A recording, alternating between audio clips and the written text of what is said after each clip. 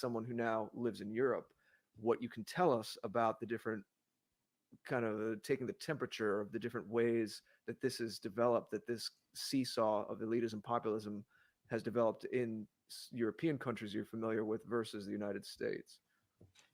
Well, first of all, thank you kindly for your very generous remarks, Jared, as well to our listener. I very much do appreciate them. On this question of populism versus elitism, and to answer one of the last things that you asked, Jared, first of all, my neighbor is a shepherd. He has a very large flock of sheep, and he's just a salt of the earth kind of a man. And I find that I would so much rather speak to him about any question that comes to mind, particularly on the level of politics, day-to-day living, obviously agriculture and things like that, because he's an expert, than to say a number of college professors that I personally know, a number of university graduates, a number of PhD carrying, card holding members of the academia. I simply would rather speak to him because I find that he is wiser than they are. They know a great deal more than he does. He's an ignorant man by that kind of a standard, but he is so much wiser than they are that I would rather see him in the presidency of Italy and probably the United States as well than the people who are presently running the show in our these two countries. So that's one thing that really has to be said, that the question of elitism versus populism, I think, has a natural place in human life because there are different levels of study, there are different levels of intelligence, there are different levels of ability in any field you please, and that includes absolutely as well the great questions that confront human beings. I have a sense of philosophy, for example, that is high enough that there are very, very few, just a couple handfuls of men that I would actually apply that word philosopher to. Clearly, I'm not among them.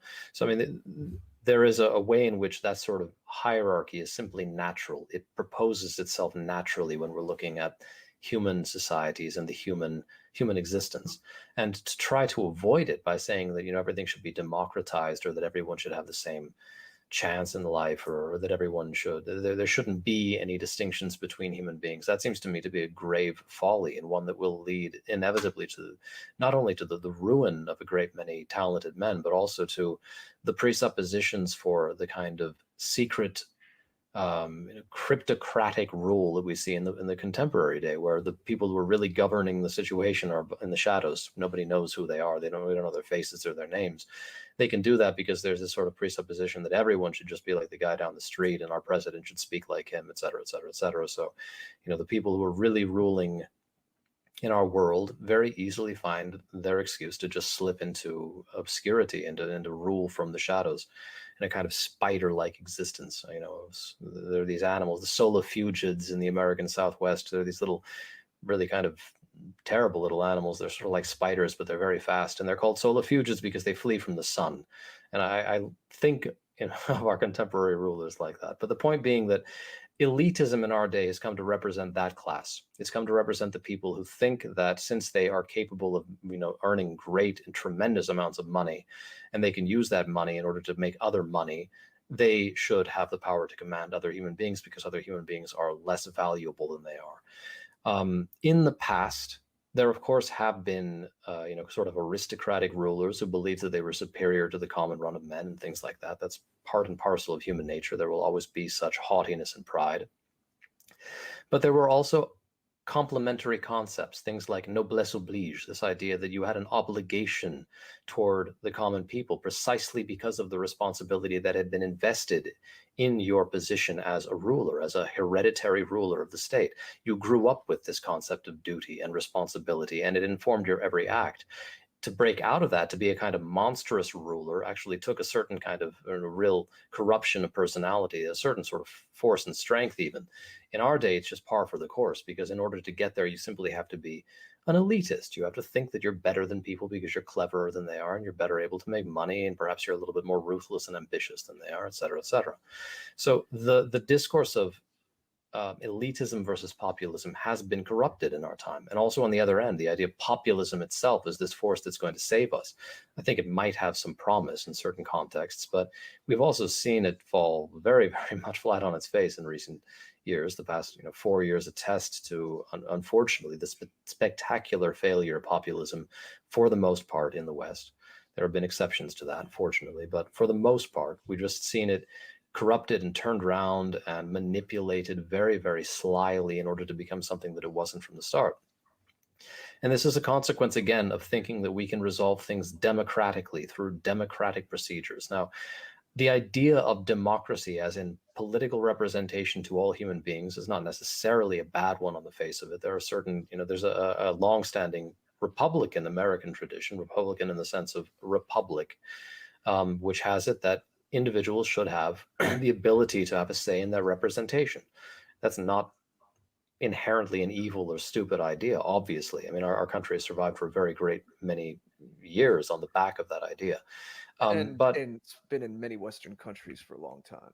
it has been. It has been. I mean, there are, Iceland is a classic example of a democracy. I think it's the oldest in the world by certain estimates.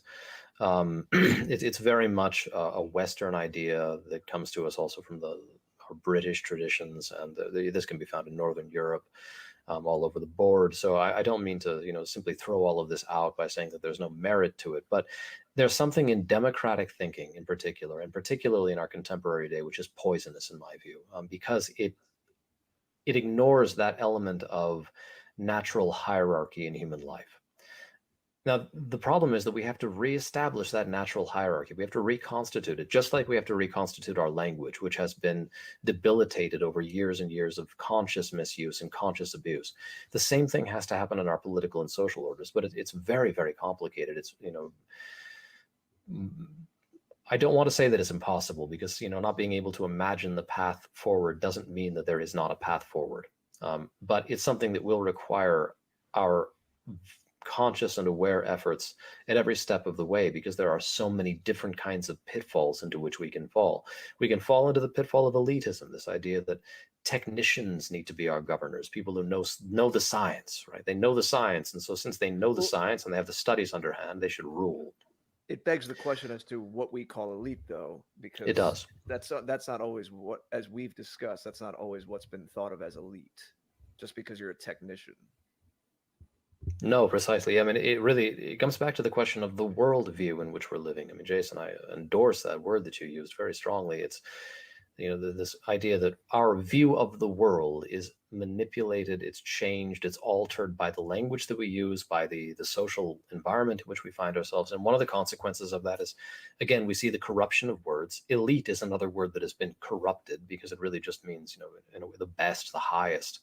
It no longer means that. The elite of today are the best, perhaps, making money. They're the best at manipulating markets on the grand scale. They're the best at destroying national economies in many cases, but they're not the best in the moral sense. They're not aristocrats in the original sense of that, from the Greek aristos, which means, the best, the greatest, the most virtuous and noblest. That is no longer the sense of elitism. And again, this is probably a word that we have to reclaim, but it's also a very useful shorthand for what we're talking about. So that's the problem. Alexander Wolfes, Dr. Alexander Wolfes, who has a number of books published, excellent, first-rate books, talks about the hostile elite, which does recognize that in a certain way, these are very, very intelligent men. We cannot underestimate them. They've gotten to their position through the exertion of a ruthless will, a really merciless will, and great mental acuity. And in many cases, an ability to, not indifferent ability to delude people and to confuse minds, particularly about what they are under the guise of philanthropy, for example. This is a classic move on their part. So these are men of some talent and some innate ability. It's a very limited kind, but it's there. I mean, they are, in a certain sense, an elite. In a limited sense, they are an elite. But it's not the sort of elite that we want to have, right? There's a way in which it's not a virtuous thing to be the best at making money. That's just not something a person should be proud of.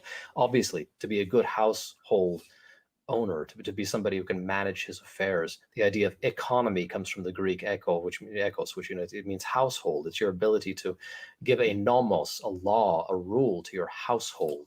That's the idea of economy in its original sense. that's a good thing. It's a good thing to be good with your resources. It's a good thing to be a manager of resources such that you can actually, have a comfortable, good life for your family. You can produce that kind of an abundance for your family. But that's a whole different world from being able to ruthlessly obtain mammon for obtaining mammon. That's a different kind of soul that we're talking about there. And that, so if it is an elite, it is a very, strange kind of elite. It's not the sort of elite we want ruling our countries. Yeah, you could probably speak to this, but I know that hasn't always been the case where simply being the best merchant was the highest value. In fact, it was kind of, there were other castes or classes of people who rightly were in positions of influence because of other traits, and it was kind of looked down on somewhat if that's all that you were about. Uh, there's a natural disgust sometimes even to some of that kind of thing when I hear about people break down these little uh, sayings they have about, well, everyone's always selling something. And I mean, I understand what that's saying. In a deeper way, you it might be saying, well, you're always, look at what we're discussing today. You're always trying to communicate something. You're always trying to get your point of view across. So in a very broad sense, you might say, everyone's always selling something, but it's just seems like one of those, as we've been discussing, these modern contemporary inversions and cheapenings of language. But at any rate, I know we might have some questions from the chat. We're already going a little over where we wanted to. If I could Even though just we're very quickly say something, I think this is yeah, actually really worth mentioning. There is sure. a novel and a film that was based on the novel, both of them excellent, excellent, that actually really touch on this question that we're discussing about the nature of aristocracies, the past aristocracies, and money getting and the relation between the two. For anyone who thinks that the aristocracies were simply about greed and, consuming resources, being the richest and biggest guy on the field, the book is an Italian book, originally Il Gatto Pardo. It's translated as The Leopard by Tommaso de Lampedusa. And it talks about the point at which Italy was being unified and the transformation that was affected in the aristocratic households of the time from the point of view of a prince, an Italian prince. And his attempt to maintain his position despite the introduction of this new unified Italy and the kind of republican sentiments that it brought with it, and his relation as well to the merchant class of the time, and how that was not, the ability to make money was not regarded as being the same thing as an aristocratic heritage. It's an Hmm. excellent book, an excellent film with Burt Lancaster in the leading role, an Italian film, but Burt Lancaster plays the leading role. Both of them are absolutely to be looked at for this particular question and for the clarity that it brings to us about the real nature of these things.